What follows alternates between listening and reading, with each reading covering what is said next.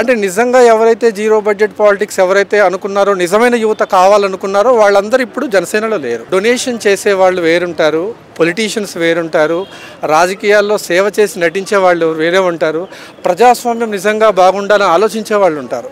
Service ముసుగులో చేయడానికి ఇదంతా. జనసేన కార్యకర్తలు అనేవాళ్ళు యాక్చువల్గా పవన్ కళ్యాణ్ రాజకీయాల్లోకి వచ్చినప్పుడు పరిస్థితి నిజంగా కార్యకర్తలు అనేటవాళ్ళు కొత్త వాళ్ళు అంటే ఏదైనా మీటింగ్కి వెళ్ళాలంటే వాళ్ళు యువత ఎట్లాంటి యువత ఉండేదంటే ఏమైనా బిర్యానీ ఇస్తారా, బీర్ ఇస్తారా, డబ్బులు ఇస్తారా అన్నారు.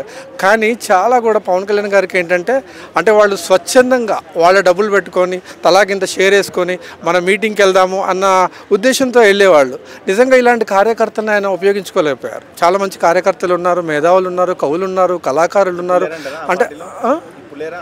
అంటే నిజంగా ఎవరైతే జీరో బడ్జెట్ పాలిటిక్స్ ఎవరైతే అనుకున్నారో, నిజమైన యువత కావాలనుకున్నారో వాళ్ళందరూ ఇప్పుడు జనసేనలో లేరు. వాళ్ళు పక్క చంద్రబాబు గారు ప్రతి నెల పవన్ కళ్యాణ్ గారికి నెలకో 2 నెలలకు 50 కోట్లు ఇస్తున్నారు. ఆ పని మీద ఆయన చెప్పిన పని చేస్తున్నారు అంటున్నారు. దాన్ని యాక్సెప్ట్ చేస్తారా? అంటే ఈ ప్యాకేజీలు అనేవి, డబ్బులు అనేవి నిజంగా నేను చెప్పాలంటే యాక్చువల్గా ప్యాకేజ్ అనేది అదన్నీ ఏంటంటే అది నిజం ఉండొచ్చు, నిజం లేకపోవచ్చు. కానీ ఏంటంటే మనం ఎందుకు సిద్ధాంతం రెండు కలిపి కూటమిగా పనిచేసినప్పుడు కంపల్సరీగా నమ్మే అవకాశం కూడా ఉండొచ్చు.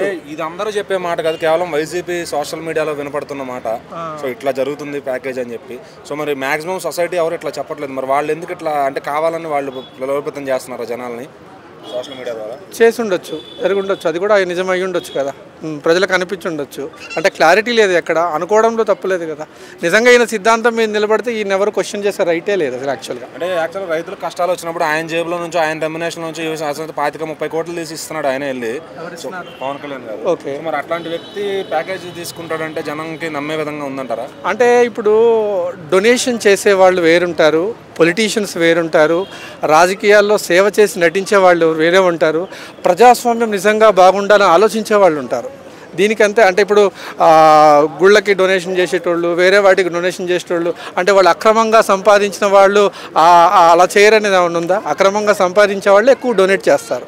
ఎందుకంటే దీన్ని హైలైట్ చేయడం కోసం కంపల్సరీ అతనికి ఒక రెస్పాన్సిబిలిటీ ఉంది, సోషల్ పరంగా వాళ్ళకి ఒక కన్సర్న్ ఉంది, మాకు ఒక కన్సర్న్ ఉంది. అవన్నీ కప్పుపుచ్చుకోవడానికి ఈ నిజంగా రాజకీయ పార్టీలు పెట్టేవాళ్ళు చాలామంది కూడా ఎందుకు రాజకీయ పార్టీలు పెట్టేవాళ్ళు చాలామంది కూడా ఏంటంటే ఎందుకు ఈ సర్వీస్ వైపు ఎందుకు వస్తారంటే సర్వీస్ ముసుగులో చేయడానికి ఇదంతా. అంటే సర్వీస్ కంటే అంటే పర్సనల్గా వాళ్ళకి ఇమేజ్ పెంచుకోవడానికి అది పొలిటికల్గా ఉపయోగపడుతుంది కాబట్టి వస్తారు వీళ్ళు. ఆయన తీసుకోవాలి అంటే నెలకు ఒక సినిమా యాక్సెప్ట్ చేసి 3 నెలలకు ఒక సినిమా పూర్తి చేసి కూడా 100 కోట్లు తీసుకోవచ్చు కదా ఆయన.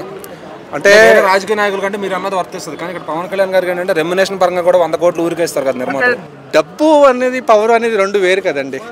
డబ్బున్న వాళ్ళకి ప్రతి వాళ్ళకి పవర్ రాదు, పవర్ ఉన్న ప్రతి వాళ్ళకి డబ్బు రాదు కదా. పవర్ అనేది అల్టిమేట్ కదా.